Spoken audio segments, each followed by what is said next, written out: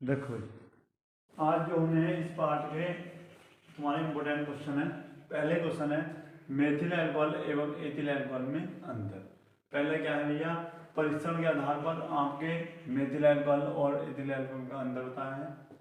क्वथनांक पहले क्या है भैया, क्वथनांक। इसका क्वथनांक यानी मेथिल अल्कोहल का क्वथनांक कितना होता है भाई, 65 डिग्री सेल्सियस, और एथिल अल्कोहल का 78.3 डिग्री सेल्सियस होता है। दूसरी बात मैंने तुम्हें बताई थी कि मेथिल अल्कोहल क्या होता, बेसिल होता।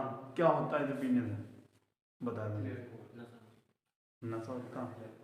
मेथिल अल्कोहल पीने से व्यक्ति नेत्रहीन एवं पागल हो जाता है, ठीक है ना। जबकि एथिल अल्कोहल व्यक्ति पीता है वैसिला नहीं है, ठीक है।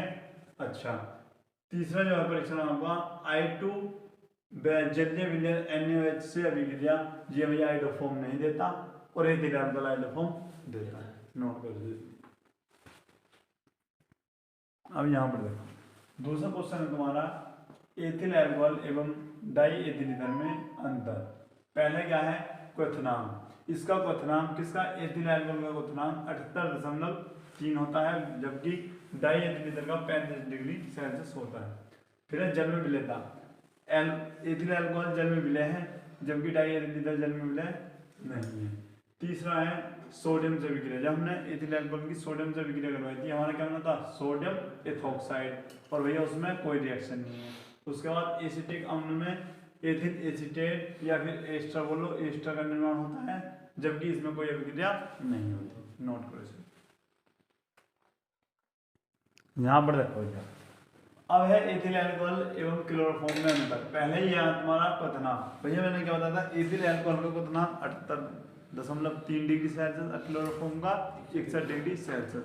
दूसरा इसमें काबिलैमिन अभिक्रिया, जो कि एथिल अल्कोहल नहीं देता है और क्लोरोफॉर्म देता है। तो भैया जितना ये बताओ, क्लोरोफॉर्म काबिलैमिन अभिक्रिया में क्या बनाता है, बताओ ये सब क्या बनाता है। तो मैंने तुम्हें बताया था जब क्लोरोफॉर्म की अभिक्रिया, यहाँ पर देखो, जब क्लोरोफॉर्म की अभिक्रिया किससे, देखो पहली बात तो प्राथमिक एमीन, ठीक है, प्लस NaOH और क्लोरोफॉर्म के साथ कराते हैं तो हमारा आइसोसाइनाइड यौगिक बनता है। क्या होता, सब ये लिख दो, H को हटाकर C लिखो, C2H5NC प्लस NaCl के साथ रिएक्शन कराएगा, क्या बनाएगा, NaCl प्लस आपका बन जाएगा जल। भैया Cl कितने यहाँ पे, 3 है, तो यहाँ पर 3 से गुणा कर दो। Na भी कितने हो गए, 3 हो गए, तो यहाँ पर 3 से गुणा कर दो। उस हिसाब से O कितने हो गए, O 3, तो यहाँ भी 3 से गुणा कर दो। इस हिसाब से H कितने हो गए, तो 3 दूनी 6, 1 ये रहा, 3 ये रहे, 4 और 4 2 6। ये होता है ये आइसोसाइनाइड यौगिक, आइसोसाइनाइड, आयोसाइनाइड है, आयोसाइनाइड और तो नहीं होगा, दुर्गंध युक्त, ठीक है ना, नोट करो। अच्छा, दूसरा क्या है, आइडोफॉर्म से अभिक्रिया एथिल अल्कोहल देता है, जबकि वो क्लोरोफॉर्म नहीं देता। नोट करो जल्दी से। यहाँ पर देखो भैया, ये क्वेश्चन बहुत ज्यादा इंपॉर्टेंट है।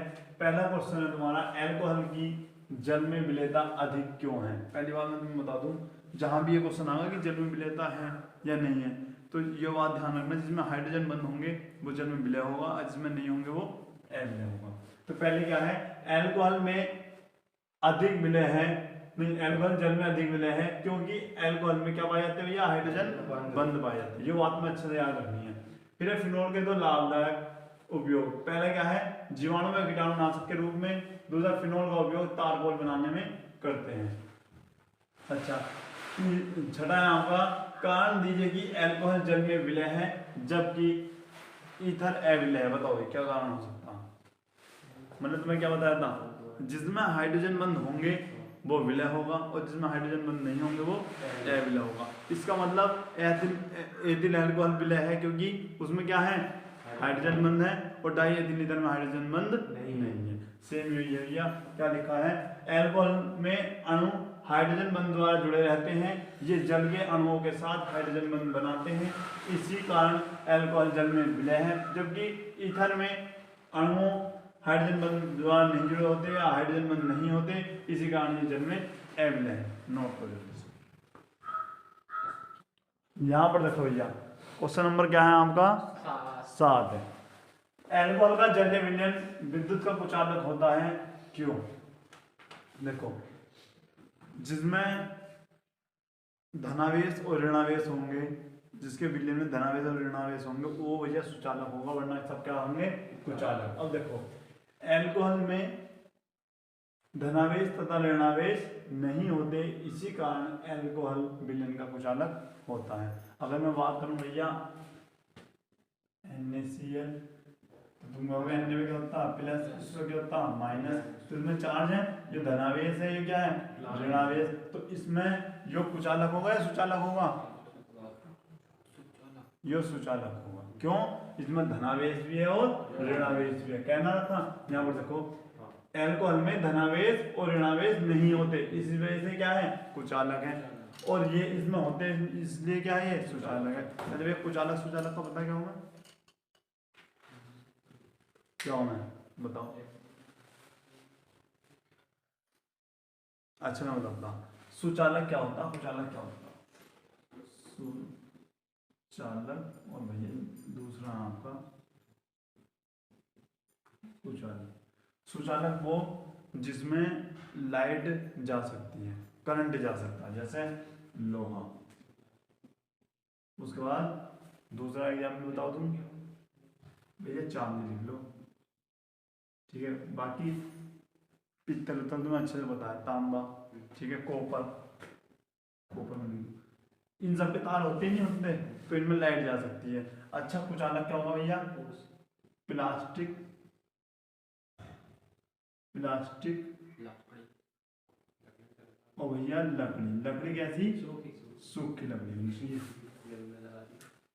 ठीक है ना? हमारी बात सही में? अच्छा, ये हो गया भैया। दूसरी बात, एथिल अल्कोहल को, यो समझ में आ गया पूरा?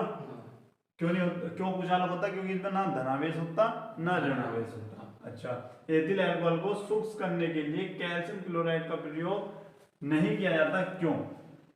एथिल अल्कोहल को शुष्क करने के लिए कैल्शियम क्लोराइड का प्रयोग नहीं करते, क्योंकि कैल्शियम क्लोराइड अल्कोहल से अभिक्रिया करके योगात्मक यौगिक बना लेता है, ठीक है भैया। उसके बाद एक है आपका, एथिल अल्कोहल का क्वथनांक डाई एथिल ईथर की अपेक्षा अधिक होता है, क्यों?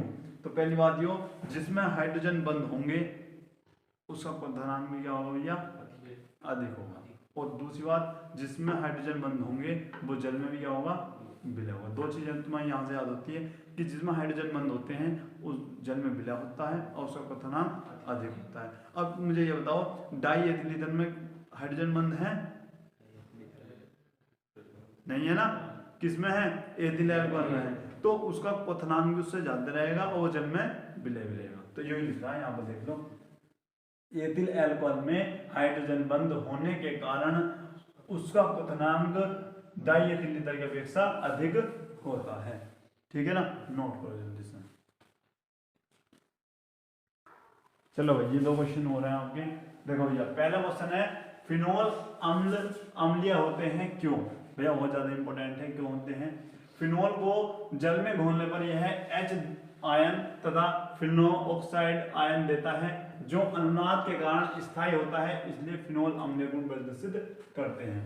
अब होता क्या है, या था ल्यूकास परीक्षण को समझाइए, ठीक है। पहला आता है आपको ल्यूकास अभिकर्मक का फॉर्मूला क्या होगा, क्या क्या होते हैं उसमें? तो भैया याद रखना, शांत HCl प्लस निर्जल ZnCl2, ठीक है। अब देखो, ये क्या है, जब तुमने पढ़ा था ना प्राथमिक अल्कोहल, द्वितीयक अल्कोहल, तृतीयक अल्कोहल, उसमें विभेद करने की अत्यंत सरल विधि है। क्या?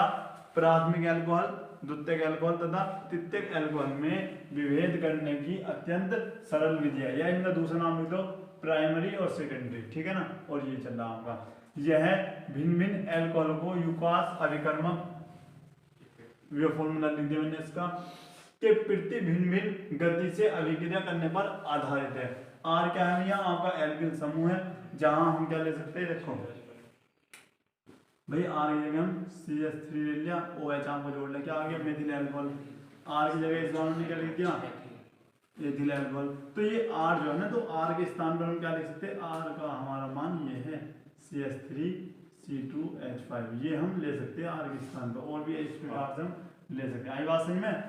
आर क्या है, एक एल्किल समूह है जिसका हम जैसे मेथिल हो गया, एथिल हो गया, प्रोपिल हो गया, ठीक है ना, ये होता है। जब हमने इसकी इससे रिएक्शन कराई हमने, तो क्या बना हमारा एल्किल क्लोराइड। तुम कहोगे भैया रिएक्शन करके दिखाओ, जैसे हमने ऐसे लिया, आर को हटाया, आर की जगह हमने लिया, हमने क्या CH3 और उसमें ले लिया OH, और इसकी रिएक्शन किससे करवाई, HCl है ना, ठीक है। और भैया किसकी उपस्थिति में करवाई हमने, ZnCl2, यहाँ पर सांद्र HCl लिया, तो यहाँ से हमारा क्या बन गया, जल। ये जल तो बना हुआ ना, यहाँ पर हमने यहाँ पर जल बना दिया, और बाकी यहाँ क्या बन गया हमारा CH3 मेथिल क्लोराइड। या फिर भाई आर की जगह हमने क्या ले लिया, आर की जगह C2H5, और ये इस प्रकार से करा, ये आपका सांद्र है, फिर उपस्थिति ZnCl2 ले ली, तो यहाँ पर हमारा क्या बनना भैया, जल बन गया, तो यहाँ पर हमारा जल बन गया, और यहाँ क्या है C2H5Cl। तो आ रही बात समझ में। तो आर क्या है, एल्किल समूह है, ठीक है ना। अच्छा, परीक्षण में क्या है भैया, पहला है कमरे के ताप पर तृतीयक अल्कोहल तुरंत धुंधलापन उत्पन्न करता है। कमरे के ताप पर तृतीयक अल्कोहल क्या करेगा, तुरंत धुंधलापन उत्पन्न करेगा। अच्छा, उसके बाद कमरे के ताप पर द्वितीयक अल्कोहल या फिर सेकेंडरी अल्कोहल बोलो 5 या 10 मिनट के बाद धुंधलापन उत्पन्न करता है। जबकि तीसरा क्या है, कमरे के ताप पर प्राथमिक अल्कोहल धुंधलापन उत्पन्न नहीं करते। यहाँ तक बात समझ में आ गई भैया। तो ये बताओ क्लास किस लगी आज की, समझ में आ गया सब। तो ये मिलते हैं इंजीनियरिंग वीडियो में, तब तक के लिए जय हिंद जय भारत।